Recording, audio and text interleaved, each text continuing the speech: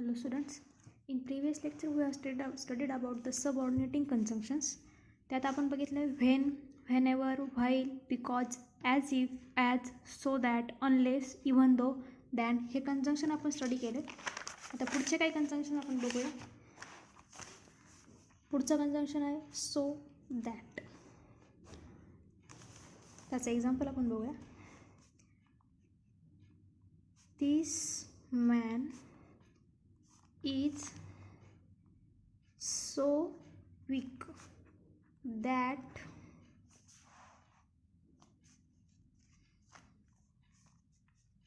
he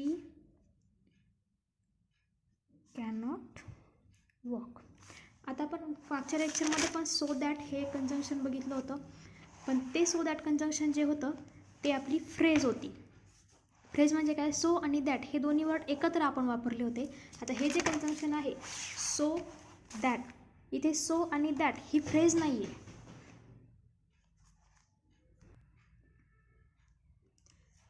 या कंजंक्शनमध्ये हे दोन शब्द जे आहेत सो आणि दॅट हे आपल्याला वेगवेगळे वापरायचे आहेत. सो म्हणजे आणि दॅट, सो आणि दॅट याचा जर आपण एकत्र अर्थ घेतला तर या सेंटेन्समध्ये याचा अर्थ आहे हे आहे म्हणून ती गोष्ट घडली आहे. म्हणजे एखाद्या गोष्टीचा प्रेझेन्स असल्यामुळे किंवा एखादी गोष्ट घडल्यामुळे तिचा परिणाम म्हणून दुसरी कुठली तरी गोष्ट घडणार आहे, दुसरी कुठली तरी घटना घडणार आहे, तेव्हा सो आणि दॅट हे कंजंक्शन वापरतं, पण ते वेगवेगळं, ही फ्रेज नाही आहे.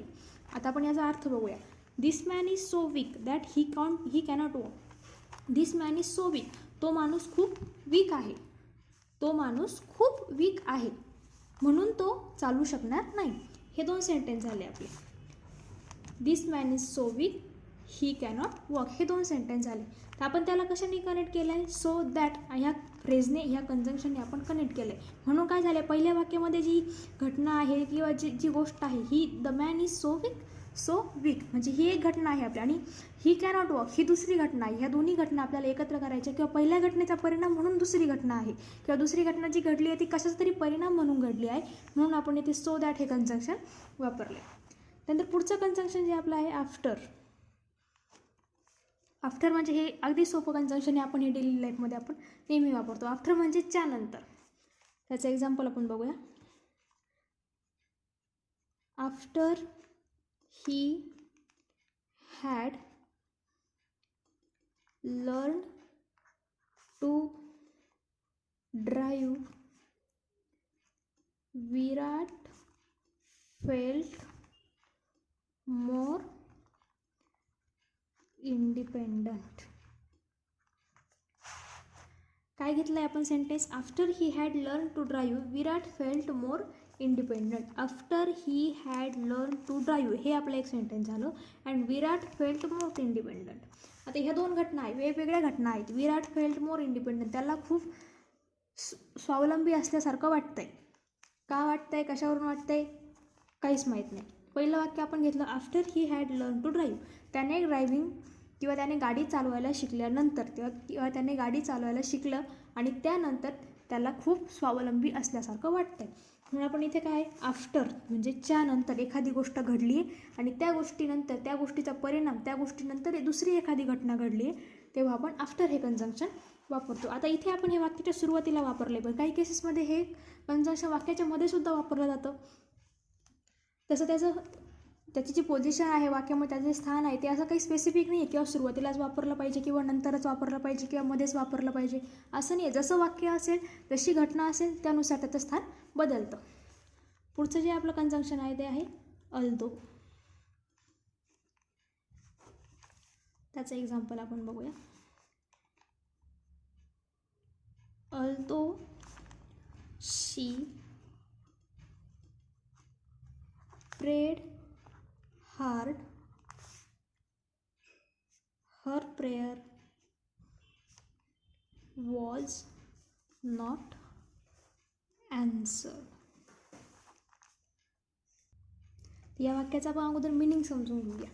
Although she prayed hard her prayer was not answered. दोन सेंटेन्स आहेत, she prayer hard and her prayer was not answered.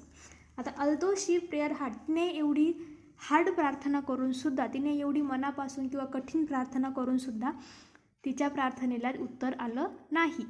Although म्हणजे हे करून सुद्धा, तरी सुद्धा, असं असून सुद्धा, असंच एक कंजंक्शन आपण मागे बघितलं आहे. हेही सेम तसंच आहे. याच्यामध्येही असंच आहे. याचं स्थान काही फिक्स नसतं. हे सुरुवातीलाच वापरलं पाहिजे किंवा शेवटी वापरलं पाहिजे किंवा मध्ये वापरलं पाहिजे असं काही नसतं.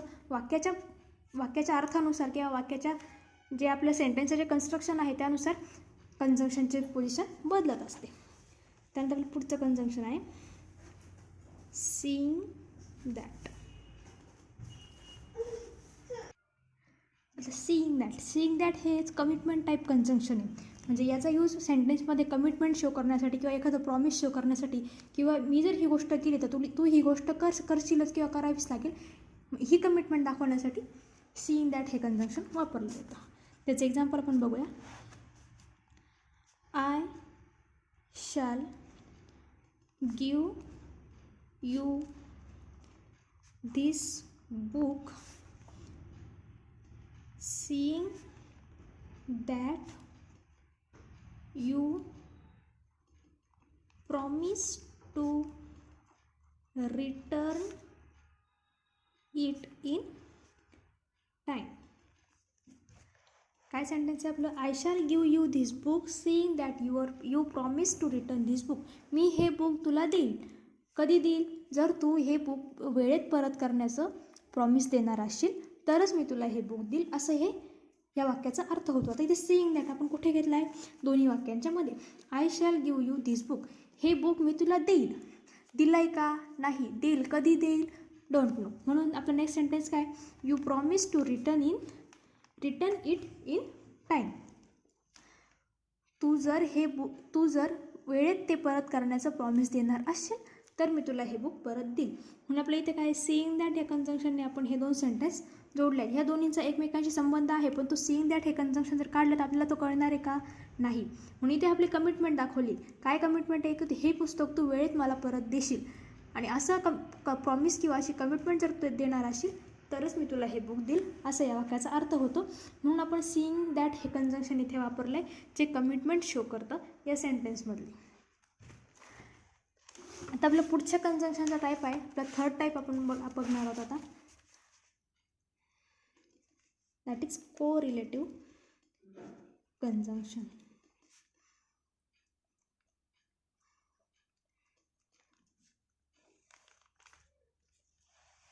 आता कोरिलेटिव्ह कंजंक्शन कसे असतात ते आपण बघूया. तर जनरली कोरिलेटिव्ह कंजंक्शन जे असतात ते ऑलवेज ॲपियर्स इन पेअर. ते जोडीने येतात, ते एकटं नसतं. जसे आपण बघितलं ॲज इफ, सो दॅट, हे जे कंजंक्शन होते हे फ्रेज होते. आता सो दॅटमध्ये आपण एक बघितलं, एक फ्रेज होती आणि एक कंजंक्शन हे कोरिलेटिव्ह कंजंक्शन टाईप कंजंक्शन होतं की जे वाक्यामध्ये आपण दोन्ही वापरलेत पण सोबत नाही, वेगवेगळ्या ठिकाणी आपण ते वापरले. तसं कोरिलेटिव्ह कंजंक्शन जे सोबत येतात, पेअरमध्ये असतात, पण एका ठिकाणी वापरत नाही, वेगवेगळ्या ठिकाणी वापरतात. त्यांचं काम काय असतं? जे इक्विव्हॅलंट इलेमेंट जे असतात वाक्यामधले, इक्विव्हॅलंट एलिमेंट जे सारखे आहेत किंवा ज्याचा एकमेकांशी संबंध आहे, एकमेकांवर अवलंबून आहेत, असे इलेमेंट जोडण्याचं काम, असे इलेमेंट लिंक करण्याचं काम कोण करतं? कोरिलेटिव्ह कंजंक्शन. आणि ते एकत्र येतात, जोडीने येतात आणि कामसुद्धा ते एकत्रच करतात. त्यांचं कामसुद्धा तेच असतं, एकत्र सेंटेन्स एकत्र करणं हे ते. पण ते कुठल्याही एका कंजंक्शनमुळे सेंटेन्स एकत्र येऊ शकत नाही. तिथे जे पेअर जे आहे त्या पेअरचे दोन्ही कंजंक्शन दोन्ही वर्ड जेव्हा आपण सेंटेन्समध्ये वापरू तेव्हाच ते कंजंक्शन किंवा तेव्हाच ते सेंटेन्स मिनिंगफुल होईल आणि पूर्ण होईल. सो आपण बघूया. The correlative conjunction always appears in pair. हा फर्स्ट पॉईंट झाला आपला. हे नेहमी पेअरमध्ये येतात. ते काय करतात? त्यांचं काम काय आहे? To link equivalent sentence element आणि दे वर्क्स टुगेदर. तर कोरिलेटिव्ह कंजंक्शन्स कुठले कुठले आहेत ते आपण बघूया. पहिलं आहे बोथ अँड, त्यानंतर आहे नायदर, नॉर, त्यानंतर आहे नॉट ओनली, बट, ऑल्सो, त्यानंतर आहे सो ॲज, त्यानंतर आहे व्हेदर ऑर. आता जसं नायदर नॉर आहे किंवा व्हेदर ऑर आहे, तसंच या दोन्हींचं एक इक्विव्हॅलंट कंजंक्शन आहे आयदर ऑर. Either or. आता आपण हे कंजंक्शन कसे वापरायचे, कुठे वापरायचे ते आपण एक्झाम्पलमध्ये बघूया. पहिलं कंजंक्शन आपण घेऊया बोथ अँड. त्याचं example both my grandfather and my father worked in the steel plant. आता इथे काय म्हटलं आहे, बोथ म्हणजे दोघेही. ते दोघे कोण, माय ग्रँडफादर अँड माय फादर. आता माय ग्रँडफादर अँड माय फादर हे दोन जे कॅरेक्टर आहे, हे ह्या दोन ज्या पर्सन आहे त्या सेग्रिगेट करण्यासाठी आपण इथे काय वापरलं आहे, अँड. पण आपण या दोघांबद्दल बोलतो आहे, पुन्हा एका व्यक्तीबद्दल बोलत नाही किंवा एका एलिमेंटबद्दल किंवा एका व्यक्तीबद्दल, एका पर्सनबद्दल आपण बोलत नाही आहे. म्हणून आपण काय म्हटलं आहे, both my grandfather and my father. My grandfather आणि माय फादर दोघेही, माझे वडील आणि माझे आजोबा दोघेही work in the steel plant, दोघेही स्टील प्लांटमध्ये काम करत होते. आता आपल्याला काय इथे शो करायचं आहे, दोन व्यक्तींना आपल्याला दाखवायचे. दोन व्यक्ती कोण आहेत, माय ग्रँडफादर अँड माय फादर. आता आपण जर इथे म्हटलं असतं माय ग्रँडफादर माय फादर बोथ असं जर म्हटलं असतं तर हे चाललं असतं का, नाही. आता हे वाक्याला मिनिंगफुल करण्यासाठी आणि या वाक्याला अर्थपूर्ण करण्यासाठी आणि पूर्ण करण्यासाठी आपण काय केलं आहे, बोथ आणि अँड हे कंजंक्शन इथे वापरलं आहे.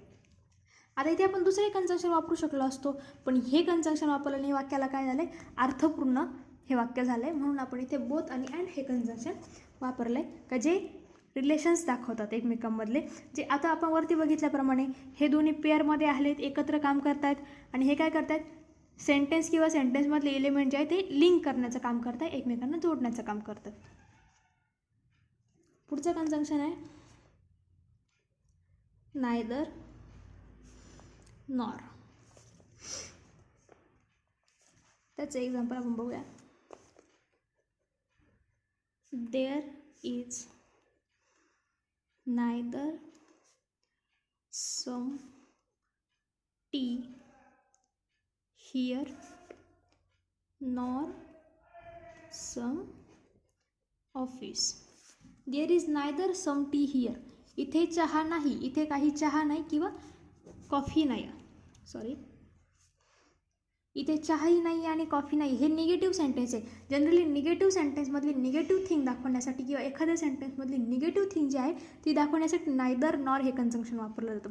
आता इथे आपण काय म्हणतो, निगेटिव्ह, इथे काहीच नाही आहे, ना कॉफी आहे ना टी आहे ना कॉफी आहे, हे दाखवण्यासाठी आपण कंजंक्शन घेतलं आहे नायदर नॉर. आता नायदर इथे काय म्हटलं आपण, there is neither some tea. इथे चहाही नाही आहे आणि नायदर नॉर सम कॉफी, चहाही नाही आहे आणि कॉफी नाही आहे. म्हणून आपण ही इथली निगेटिव्हिटी, का जी गोष्ट इथे प्रेझेन्स नाही आहे त्या गोष्टीची निगेटिव्हिटी आपण दाखवण्यासाठी ते नायदर आणि नॉर हे कंजंक्शन वापरलं आहे. तसंच जसं नायदर नॉर हे निगेटिव्हिटी दाखवण्याचं काम करतं, तसंच सेंटेन्समधले पॉझिटिव्हिटी दाखवण्याचं काम करतं आयदर ऑर. सो आपलं नेक्स्ट कंजंक्शन आहे नॉट ओनली बट ऑल्सो. आता तुम्ही 10वीपर्यंत बघितलं असेल नॉट ओनली बट ऑल्सोचा यूज कसं करायचा आहे, हा तुम्हाला एक ग्रामरमध्ये टॉपिक असेलच आणि तो सगळ्यांना होताच. पण तिथे तुम्हाला हे सांगितलं गेलं नसेल की हे कंजंक्शन आहे. पण आज आपण हे कंजंक्शनमध्ये आपण हे शिकतोय की नॉट ओनली बट ऑल्सोचा वापर कसा आणि कुठे करायचा सेंटेन्समध्ये आणि का करायचा. त्याचं एक्झाम्पल आपण बघूया. The explosion destroyed not only the school but also the neighboring people. The explosion destroyed. The explosion destroy, एक्सप्लोजनने काय केलं आहे, डिस्ट्रॉय केलं. काय डिस्ट्रॉय केलं आहे, the school and neighbouring people. आता इथे आपण दोन गोष्टींबद्दल बोलतो आहे, स्कूलबद्दल आणि नेबरिंग पीपलबद्दल. आता ह्या दोन्ही गोष्टी आपल्याला एकत्र मांडायच्या आहेत. फक्त आता इथे काय, द एक्सप्लोजनचा इफेक्ट कशावर झाला आहे, स्कूलवरही झाला आहे आणि नेबरिंग पीपलवरही झाला आहे. आपण इथे असं म्हणणार का, the explosion destroyed not only school, फक्त स्कूलवर इफेक्ट झाला आहे का, नाही, दोन गोष्टीवर इफेक्ट झाला आहे. त्या दोन गोष्टी आपल्याला एकत्र मांडायच्यात, म्हणून आपण नॉट ओनली बट ऑल्सो हे इथे वापरलं आहे. काय म्हटलं आहे, the explosion destroy not only school, एक्सप्लोजनमुळे फक्त स्कूल डिस्ट्रॉय झालं नाही, पण काय अजून त्यासोबत अजून काय डिस्ट्रॉय झालं आहे, but also neighbouring people. Okay, then आपलं नेक्स्ट कंजंक्शन आहे व्हेदर ऑर. याचं एक्झाम्पल आपण बघूया. Suhan is trying to decide whether to go to medical school or to go to law school. काय सेंटेन्स घेतलं आपण, Suhan is trying to decide whether to go to school और to go law school. Suhan काय करतोय, हे decide करण्याचा प्रयत्न करतोय, हे ठरवण्याचा प्रयत्न करतोय. काय ठरवण्याचा प्रयत्न करतोय, की मेडिकल स्कूलमध्ये जायचं की लॉ स्कूलमध्ये जायचं. आता इथे ऑप्शन दाखवलं आहे आपल्याला, हे किंवा ते. इथे आपण वरचे जे बघितले तिथे काय होतं, जसं आपण नायदर नॉरमध्ये बघितलं तिथे दोन गोष्टींमध्ये ऑप्शन होत्या, टी आणि कॉफी. तसं बोथ आणि अँड जेव्हा आपण वापरलं तेव्हा काय होतं, दोन गोष्टी एकत्र होत्या, त्या दोन गोष्टी आपल्याला एकत्र मांडायच्या होत्या, ही किंवा ती असा ऑप्शन तिथे नव्हता. जेव्हा नॉट ओनली बट ऑल्सो जेव्हा आपण वापरलं तेव्हा तिथे काय होतं, ऑप्शन नव्हता, दोन्ही गोष्टी आपल्याला मांडायच्या होत्या. आता व्हेदर ऑर जेव्हा आपण वापरतो तिथे आपल्याला ऑप्शन असणार आहे, ही गोष्ट, ही किंवा ते, आपल्याला कुठलं तरी एकच चॉईस करायचं आहे, म्हणून इथे ऑप्शन असणार आहे, म्हणून व्हेदर ऑर हे कंजंक्शन वापरलं जातं. त्याच यूज आपण इथे कसं केलं आहे, Suhan is trying to decide, तो ठरवण्याचा प्रयत्न करतोय. काय ठरवण्याचा प्रयत्न करतोय, whether to go to medical school, medical स्कूलमध्ये जायचं की to go to law school. आता त्याने काय ठरवायचा प्रयत्न करतोय, तो मेडिकल स्कूलमध्ये जायचं आहे की लॉ स्कूलमध्ये जायचं आहे हे आपल्याला दाखवायचं आहे, म्हणून आपण व्हेदर ऑर म्हणजे दोन गोष्टींमधलं ऑप्शन, दोन गोष्टींमधली एक गोष्ट आपल्याला निवडायची आहे. म्हणजे आपल्याला इथे ऑप्शन दिले गेला आहे आणि तो ऑप्शन आपल्याला ठरवायचा आहे, तो ऑप्शन आपल्याला चूज करायचा आहे, तेव्हा आपण तिथे व्हेदर ऑर हे कंजंक्शन वापरलो. So in this topic we have studied about the coordinating conjunction, subordinating conjunction and correlative conjunction. कुठले कुठले आहेत, कसे कसे आहेत, कुठे वापरायचे, कसे वापरायचे हे तुम्हाला सगळं सांगितलं आहे, एक्झाम्पलही तुम्हाला समजून सांगितलेत. आता नेक्स्ट लेक्चरला आपण नवीन टॉपिक सुरू करूया. याबद्दल जर कोणाला काही अडचण असेल तुम्ही कमेंटमध्ये टाकू शकता.